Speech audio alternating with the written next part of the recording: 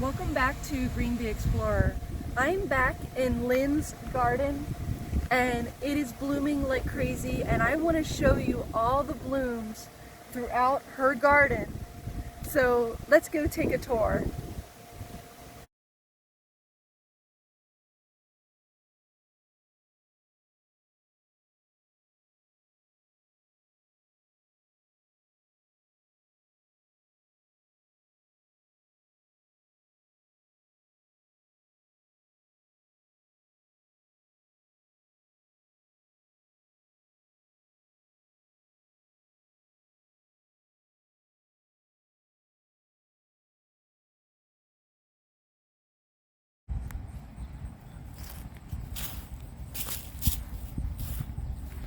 Here comes the circle garden.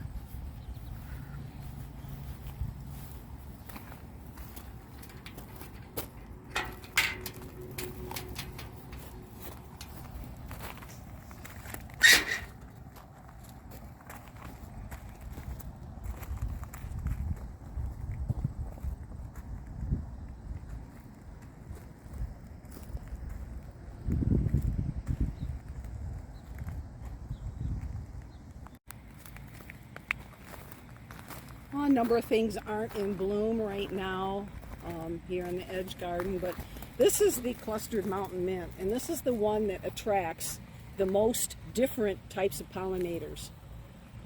Bees, flies, wasps, butterflies, skippers, beetles, just about everything you can imagine. You can just stand here and watch it buzz. This is some more of the Mexican hat. This is new to my garden this year. Some of this stuff had bloomed earlier. This is blue vervain. This will bloom pretty much through the rest of the summer. You can see how tall this white heath aster is going to be. That's usually a late August to September bloomer.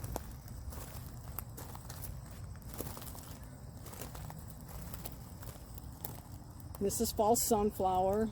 Now, this was the one in the center was a gift to me, and it really is not a true native, and you can tell because it's got double flowers. Here's the native flowers. I grew these from seed. That's what they should look like, not the doubles. So, learning experience for me.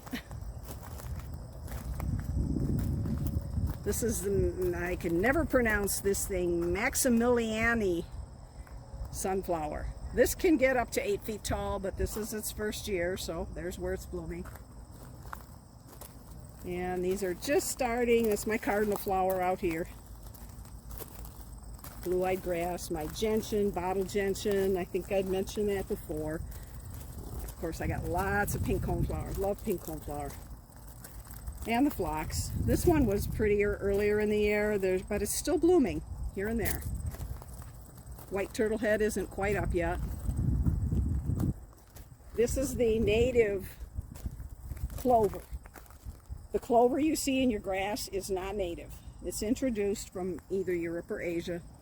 But this is the native clover, so it doesn't look anything like we're used to seeing with 3 and 4 leaves and things like that. And this was, I believe, 5 plants. Now look at it. Last year you could see 5 plants. This year you see a bush. This is the spiderwort I was talking about. The flowers open in the morning and they close about midday. And so it'll open again tomorrow. You can see some of the purple in there where some of the new flowers are coming. But that'll bloom off and on still throughout the summer. This was 3 plants of bee balm, or what they call wild bergamot. Monarda fistulosa is the native name.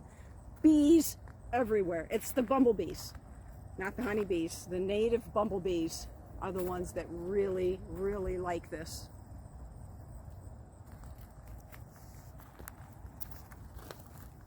Hundreds of flowers. This is nodding onion. This was the first year for me with this blooming. It did not bloom last year. But you can see here, this is why they call it nodding onion, because when it first comes up and gets ready to bloom, it nods. Yarrow is also native. I've only got one so far. It looks like it's going to bloom. Okay, some of these are done. Now take a look at my cup plant. This gets to be 7 to 8 feet tall. If I really want good shots of flowers, I'm probably going to have to get a ladder out and take pictures. And this is why it's called a cup plant. You can see here how the leaves grow together and then they collect water. And it actually is a way for butterflies and birds to get a drink if they want it. In that case, there was a spider. Yeah. This is my Joe Pye weed. This also gets to be quite tall. And these are the white form of the coneflowers. My blue lobelia here. It seems like the ones that I had in the other garden, because they were where they were, they're getting taller quicker. These have a lot of space to fill out, so they're a little shorter. Now this is culver's root, and again, native bumblebees. The native bumblebees are the ones that like it the most. And I have 7 stems on it. I had 1 stem last year. And it really doesn't spread. There's my monkey flower, the little one, and now these big ones here. The big one is Anise Hyssop. I've got quite a few plants here. And I have a yellow bumblebee that visits these. It's kind of went around the other side there. This is the only flower I see that yellow bumblebee. Normally the bumblebees that I see have black bodies. The black little black butts, I call them. But this one is the yellow version. There's all kinds of bumblebees. There he is right there. And you can see he's got a fuzzy yellow butt.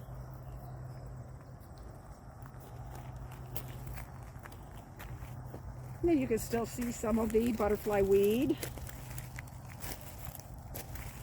And then this is the wrinkle leaf goldenrod. This one, when it blooms towards the fall, will look like fireworks. And of course, this is my cut leaf coneflower. Interesting though, this plant is in its 2nd year. The plants that are in the center of the garden are in their 3rd year, and they're smaller this year. So I don't know if that's what I have to expect from these, that they get big one year and then they start to get smaller and smaller. We'll see. It's a learning experience for me. Okay, we were talking about my bee balm. This is the bee balm in the sun. Actually, it's not too sunny right now, but for the most part during the day it's in the sun. And it's about 4 feet tall. The fence is 4 feet. And this is an attractive plant for hummingbirds. Oh, there is a hummingbird.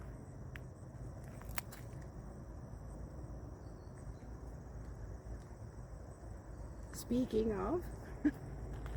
Oh, he went this way. Yeah, I don't know that he'd be up on these flowers because they need the flowers with the long throats. Okay. Like those. And they're also attracted to red. Wow, that was lucky. So, yeah. Oh, I got a few little snips of that, so that was really cool. What good timing. Yeah. Shrubby St. Johnswort. This is actually a shrub. But look at the beautiful flowers on it. And I've seen a lot of the bumblebees and the native bees around here. This is new for me this year, and there's no flowers on it right now, but it's wild petunia. Doesn't look anything like the petunia we're used to. This is the garden phlox. It's just about done. Now this one here is interesting because I didn't know it was going to grow sideways, but that's the way it grows. It's purple poppy mallow, and they do look like little poppies. This one's getting ready to bloom. It's Queen of the Prairie.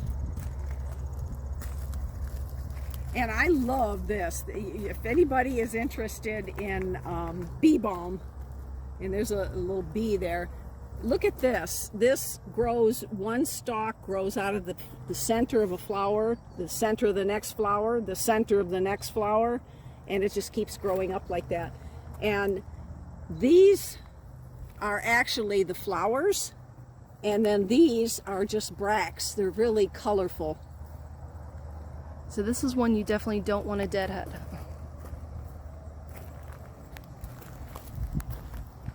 I was told, what I read is that columbine works equally well in sun and shade. I don't think so. I had 5 plants in here. I replanted one that died. Now 2 more have died. I think I'm going to be moving this into, I think maybe it tolerates full sun, but I think it's happier in part shade or to shade. So I'm going to be moving this over with some of my other ones, and I'll find another Michigan native to put in this spot.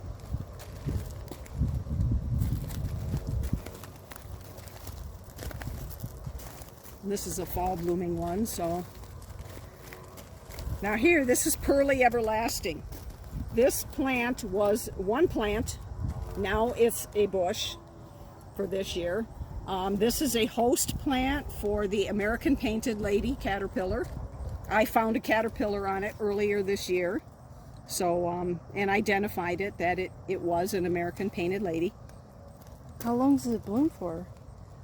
I'm not exactly sure, but it's been in bloom for quite a while. This is something, the shooting star bloomed earlier this year and it's done, so it's probably going to go away. This is the Ohio goldenrod. Will bloom in the fall. Are these the ones we see on like the side of highways a lot? Yeah, that and the other goldenrod. Okay. Both of them. This is my Baptisia. This is the native plant, and this is my first year with it. It's not very big. I have some Baptisia cultivars in another garden that are probably 3 feet across. False indigo or blue dye indigo? Yeah. And this is obedient plant, and it's anything but obedient because it spreads by runners, so I'll have to keep checking the runners. So I asked somebody, why is it called the obedient plant when it runs like that? And they said, this is the reason why, and I'll show you. It's because if you take the flowers and you move them, they stay where you put them. That's why they call it obedient plant. So I learned something. Okay, this here was bulbs, so that's done for the year. This is the wild quinine. And this has been blooming for quite a while. It's maybe a month and a half, and it still looks very nice. Wow, I like that. Always want to know what blooms the longest. And a lot of small bees, the little sweat bees, things like that. We'll visit this one. This is, and I'm glad you came out today because this is just about done. This is the pale purple coneflower. It has real spidery pink petals that are just about gone. But other than that, it's like the other coneflower plants. Only one of them sent out inflorescence this year. And then this was my Indian paintbrush experiment. I did get the Indian paintbrush to bloom. And I found out later that if you're growing Indian paintbrush from seed, the first year you get florets, the second year you get the flowers, and then it dies. And it depends on spreading seeds to do it again. So this here is the plant. That's what's left of it. And it needs to be grown with some kind of short grass, which I've got it paired with Pennsylvania sedge here.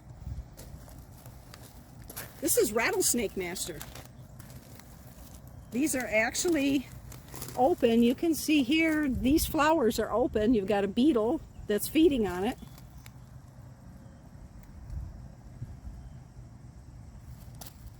Spiky, almost like a cactus. It's a member of the yucca. It's yuccafolium is the species name. Eryngium yuccafolium. This one's tall ironweed will get to be 8 feet tall when it really gets established. It's just getting started.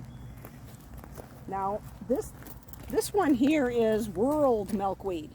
This is a milkweed plant, and it's whorled because the flowers come out in a whorl around the main stem.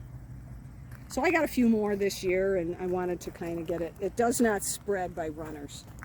This is hoary vervain, which is similar to the other blue vervain we saw earlier, and smooth blue aster, and blue salvia. None of these aren't blooming yet, but it's, you know, it's nice to have things that are blooming at different times. This is the purple milkweed here. I only have one plant of that. They say it's very hard to grow that one, and because I got it to be a foot tall and bloomed it, it should be okay. And then these are the coreopsis. Those are the common milkweed. And these have bloomed already, and now they've got they're forming their little seed pods.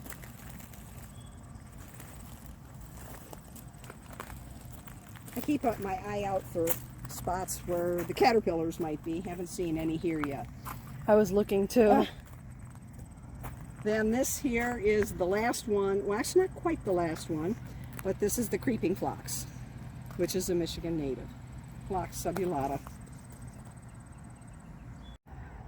Let's take a walk through the inside of the garden and see what's blooming.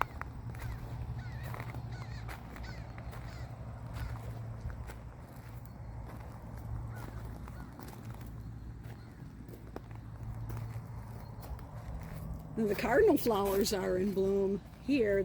Well, first of all, since she's over here, these are the prairie blazing stars. They're the Liatris spicata. The bumblebees really like them, and these are the ones that I didn't know if I'd mentioned this before.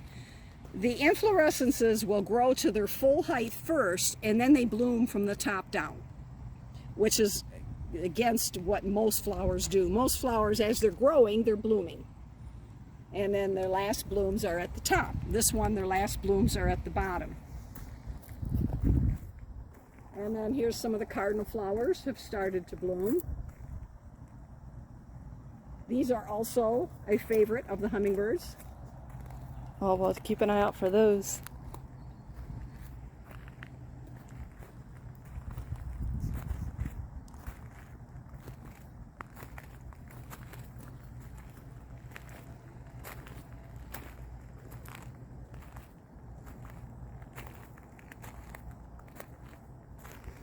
I love the symmetry that you put in